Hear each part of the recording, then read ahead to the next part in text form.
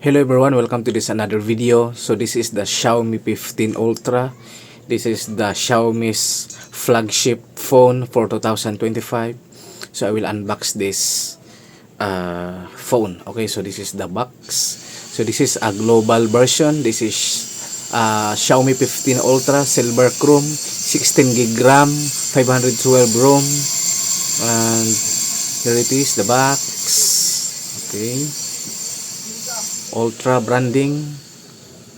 Okay, so now let's unbox this phone. Okay, so here we go. This is the inside. First is the documentation sleeve, the SIM ejector, and the documents itself, and also a jelly case, a clear jelly case. Okay, so that's only the inside. Okay, so just put this aside, and here is the phone itself, the Xiaomi 15 Ultra. So it is quick specs in the plastic, Leica 1-inch main, 200 MP telephoto. Okay, so this is the main phone. Here we go. This is the silver chrome. So as you can see, this is the big camera bump, a circular bump, 4 cameras. This is the periscope telephoto. This is the telephoto ultra wide, and the main camera, which is 1-inch sensor, Sony LYT 900, and also the flash. Okay, the ultra branding, and also the Xiaomi. Okay, so that's pretty much it. And also this side, nothing, but this side it has the volume rockers and a power button. This side is the SIM tray, USB type C, and the speaker grill. And the outside here is nothing. So as you can see here, it's really massive camera bump. Okay, so here we go. This is, by the way, this is a 6.73 inch screen, LTPO AMOLED.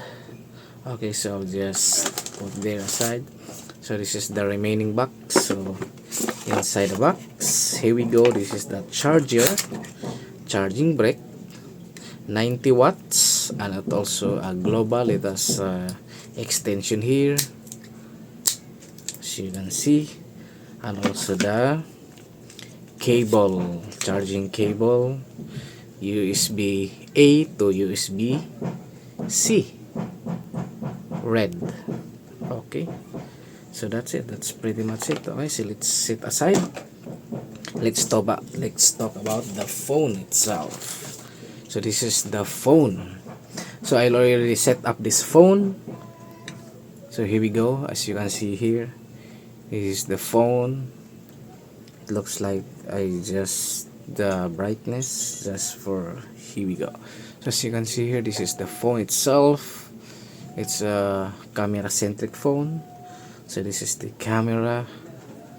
Here we go. As you can see here, it has a mini focal length. Yeah, 4.3 optical focal length. For photography, it can reach up to 120 times, as you can see here. For video, it can reach up to 30 times for video. Okay, and for ultimate photo, it has Ultra HD.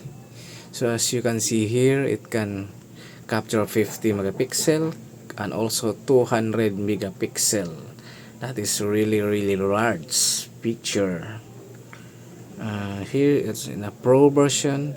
You can manually control everything from its contrast, ISO, shutter speed, white balance, and autofocus. Okay, so that's pretty much it of this smartphone. So this metal here acts acts also as a antenna extension.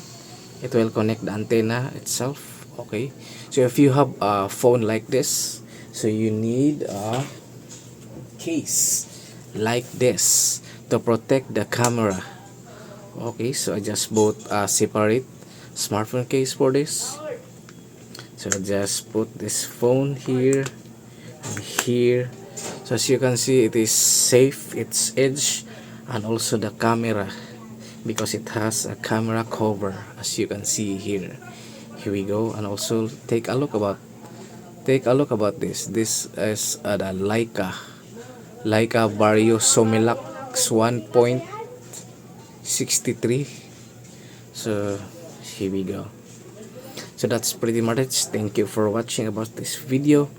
So I hope that you learn about this video. Okay, thank you very much.